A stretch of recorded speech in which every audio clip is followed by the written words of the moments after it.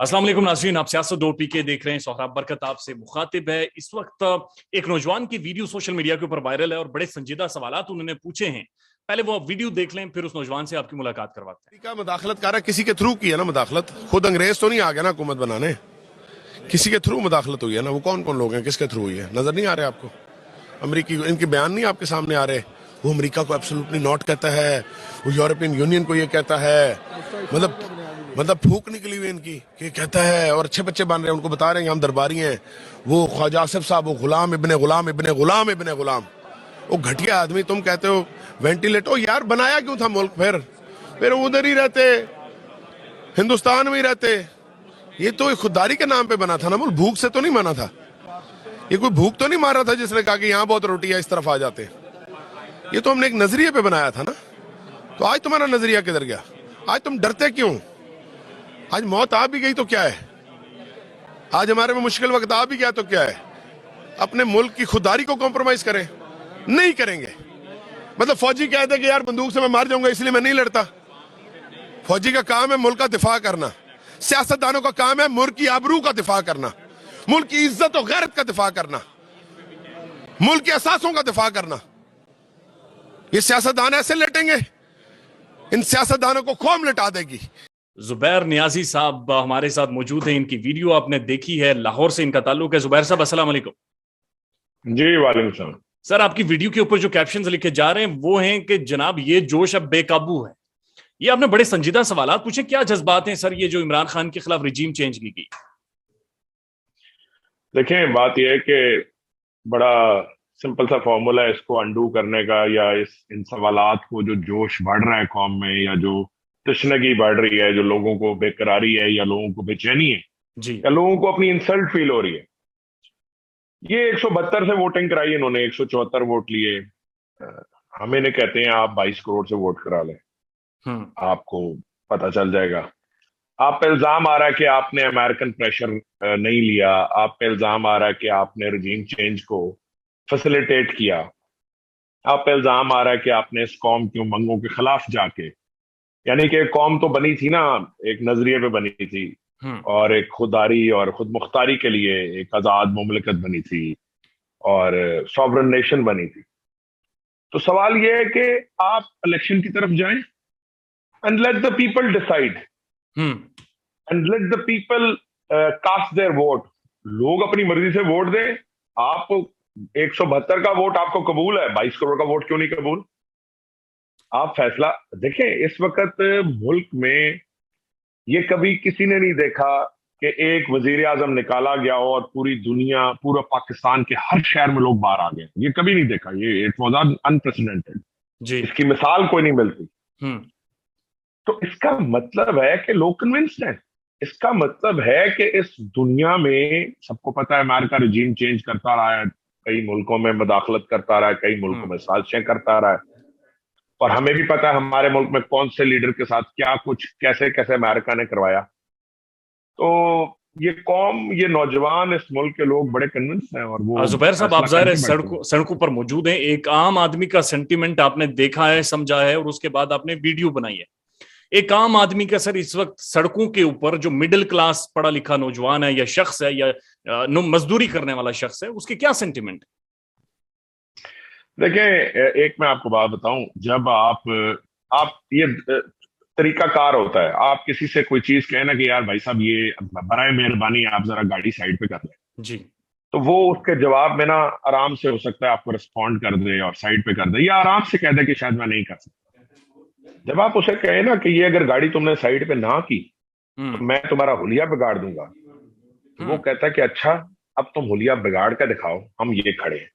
सो ये होता है रवैया। अमेरिका ने इस कौम को दिया धमकी। अमेरिका ने इस कौम से रिलेशनशिप बिल्डिंग नहीं की। अमेरिका ने इस कौम को दिया धमकी। अमेरिका ने इस कौम की है तौहीन।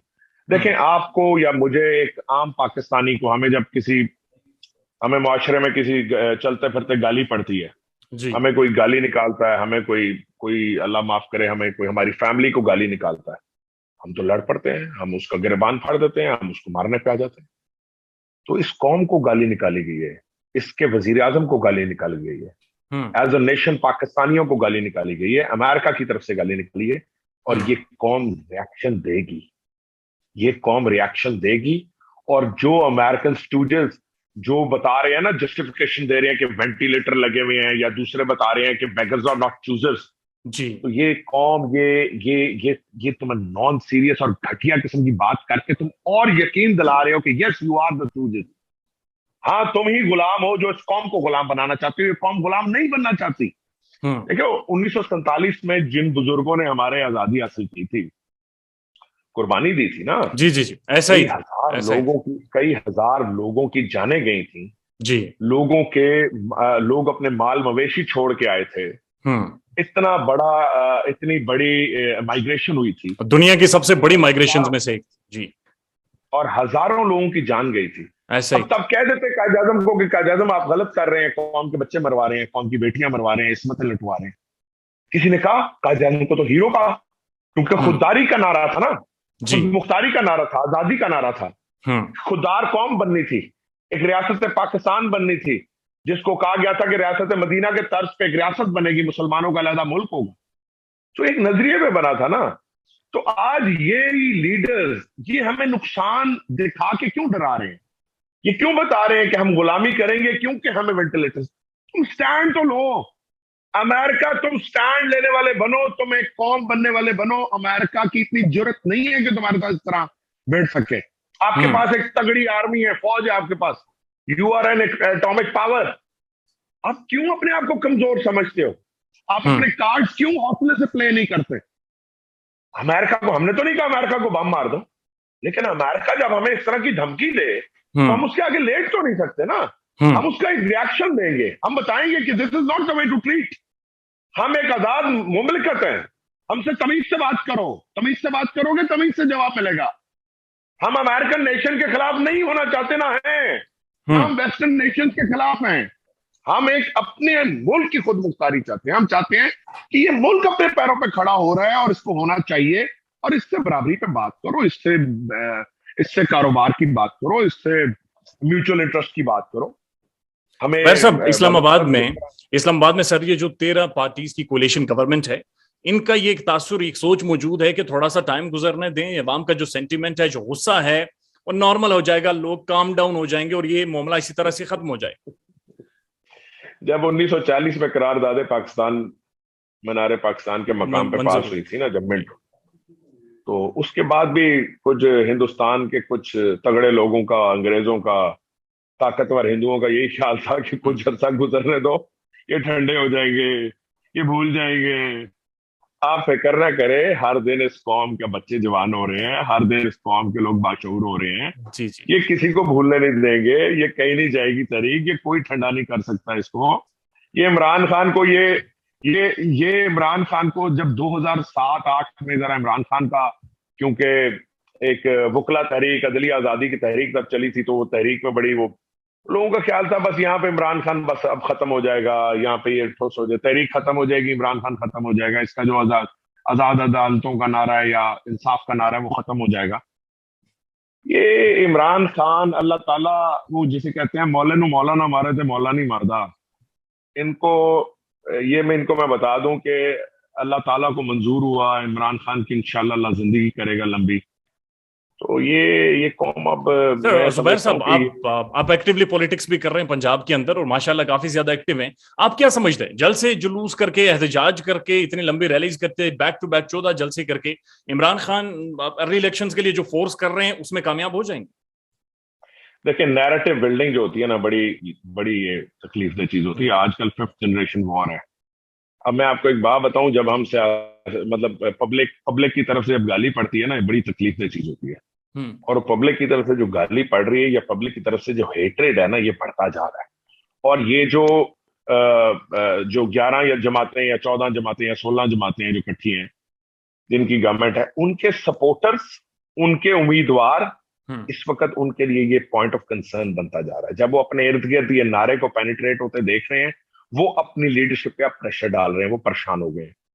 फिर उनको ये भी नहीं नजर, फिर हालात भी उनके काबू से निकल रहे हैं। फिर वो जो डॉलर और स्टॉक एक्सचेंज की बातें हो रही थी कि बड़ी स्टेबल हो गई है और बड़ा क्या बात हो गई है और तर्जमान आ गए थे, तो वो स्टॉक एक्सचेंज तो क्रैश कर गई है और डॉलर तो 190 को टच कर गया है। और प्याज 180 को टच कर गया है। और इस वक्त वो जो इमरान खान ने एक्स्ट्रा टैक्स इकट्ठा किया था 300 अरब का, जिसकी बेस पे आपको सब्सिडाइज ऑयल प्राइसेस, जी जी जी, पेट्रोल सब्सिडाइज कर गया था, उसकी भी एक लिमिट है, वो भी ओवर होने वाली है। वो भी अब इनको छोड़ना पड़ेगा, क्योंकि अब इन्होंने अपनी चोरियां भी तो करनी है ना। अभी ये फटाफट प्रोजेक्ट्स की तरफ जाना चाह रहे हैं, क्योंकि अगले इलेक्शन के लिए फटाफट जरा वो घोप ले जो सबने घोपना है। और सोचें कि ये सारे चोर इकट्ठे हुए हैं, कोई कौन किसको रोकेगा चोरी से? शहबाज शरीफ जरदारी को रोकेगा चोरी से, या बिलावल को रोकेगा, या डीजल को रोकेगा कोई चोरी से, या यहाँ पे कौन किसको रोकेगा? सर 26 से ज्यादा जुबैर साहब मुनहरिफ अरकान पंजाब में, पंजाब के अंदर आप लोग मौजूद हैं, आप नौजवान मौजूद हैं जो खरी बात कर रहे हैं, जो दिलेरी के साथ बात कर रहे हैं। अब क्या क्या राय है उन मुनहरिफ अरकान के बारे में आपकी? देखिए जी, वो मुनहरिफ अरकान जो है ना, वो भी थोड़े गुलामाना सोच के लोग हैं ना। ठीक है, उन्हें लगा कि इमरान खान को जो इतने ताकतवर लोग निकाल रहे हैं, तो कहाँ इसने वापस आना है, कहाँ किसने इसको उठने देना है। ठीक है, उनको तो पता नहीं कि जेन्युइन पब्लिक प्रेशर क्या होता है। वो तो आए थे यहाँ पे ईद मनाने, पिकनिक करने के, पीटीआई ऊपर जा रही है, चलो हम भी इसका साथ दे के बहाना मारते हैं कि हम भी बड़े तहरीकी हैं, और फिर टिकट लेके वो भी बन गए कुछ। सो जिस तरह बड़े बड़े लोगों की कैलकुलेशंस मिस कैलकुलेट हो गई हैं, इनकी भी हो गई है, तो क्या हो गया? बड़े बड़े इदारों की मिस कैलकुलेट हो गई हैं कैलकुलेशंस, बड़े बड़े इदारों के बड़े बड़े सरबराहों की कैलकुलेशंस जो है ना, वो मिस कैलकुलेट हो गई हैं। लेकिन इसीलिए कहते हैं कि जिसका काम उसी को साझे। अब पॉलिटिशियंस को तो पता था, हमें तो, मैं एक तहरीकी हूं, मैं समझता हूं, मुझे पता था रिएक्शन आएगा, मुझे पता था कि ये चीज।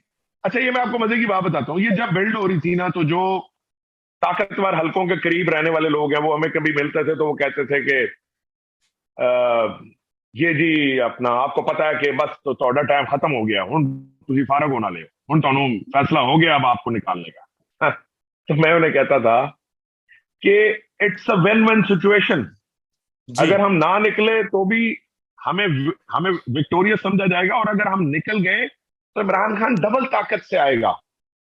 ये मेरे अल्फाज होते थे, ये मेरे अल्फाज होते थे पिछले 6 महीने से। जब कोई मुझे ताकतवर हलकों के करीब बैठने वाले हमें कोई बात बताते थे, तो मैं उन्हें कहता था कि यार ये तो विन विन सिचुएशन है। और आप एतजाज एहसन की एक सुनिएगा, एतजाज एहसन ने एक, आपको पता पिछले 1-1.5 महीने में एतजाज एहसन काफी वोकल रहे हैं, कई टॉक शोज में उन्हें बुलाया जी जी, हमने खुद उनके इंटरव्यूज किए हैं, बिल्कुल ऐसा ही। एतजाज एहसन साहब ने एक प्रोग्राम में कहा कि गवर्नमेंट ये जो इमरान खान को निकालेंगे, ये इमरान खान के साथ नेकी करेंगे, मींस रिएक्शन आएगा, मींस उसकी पॉलिटिकल पावर बढ़ेगी, मींस ये एक्सपोज होंगे। मैं देखें, एक्सपोज होना जो है ना, ये इन्होंने सबसे बड़ी गलती है कि हर एंगल से एक्सपोज हो गए। इन्होंने कहा पीका ऑर्डिनेंस बड़ी इन्होंने कहा जी मीडिया पे बड़ा वो लगा रहे हैं जी, इमरान खान की बड़ी फाशिस्ट गवर्नमेंट है, मीडिया की आजादी पे वो करती है, फला करती है। अच्छा जी, इमरान खान की ही तकरीरें नहीं दिखा रहे, इमरान खान को ही इन्होंने वो किया हुआ है, साफियों को नोटिस भेज रहे हैं, कॉल्स लीक कर रहे हैं, बिहाइंड द सीन लीक कर रहे हैं। सर मुझे ये बताएं जुबैर साहब, क्या ये मिसकैलकुलेशन थी कि ये अवाम भी अज खुद नोटिस ले सकती है, और अवाम ने जो अज खुद नोटिस लिया वो अभी तक जारी है, और अभी अवाम ने फैसला भी सुनाना है? बिल्कुल बिल्कुल, ये मिसकैलकुलेशन है। और मैं आपको एक बात बताऊं, मैं अवाम को जिस तरह निकलते देखा है ना, ये किसी ने उनको, मैं कई एग्जांपल्स आपको दे सकता हूं जिनको मैं एक्सपेक्ट नहीं करता था, मैंने उनको सड़कों पे देखा और मैं I was surprised and people are hurt. उनको अपनी बेइज्जती महसूस हुई है। किसको कहते हैं कौम? जब आपके मुल्क को कोई कुछ कहे, आपके मुल्क के सरबराह के साथ ज्यादती करे, आपके मुल्क को कोई गाली दे, आपको महसूस हो, ये कौम बनने की निशानी होती है। जब इंडिविजुअल्स को गाली पड़ती है तो हम तो इंडिविजुअल्स तो किसी चौक में लड़ पड़ते हैं जी। कौम, आप जब आपके पाकिस्तान को एज अ नेशन गाली पड़ती है, एज अ नेशन हकारत से देखा जाता है, और जो रिएक्शन आता है, इसको कहते हैं कौम बनना, और वो बन रही है, और वो बहुत। जी, thank you so much sir, thank you so much. और आपकी सारी जो गुफ्तगू का क्रक्स है उसको मैं एक लाइन में समेटूंगा कि इस कौम ने तौहीन महसूस की है, इस कौम ने इसको गाली महसूस की है, और तभी इस कौम ने आज खुद नोटिस लिया। Thank you so much sir, शुक्रिया, टेक केयर, थैंक यू, अल्लाह हाफिज, थैंक यू।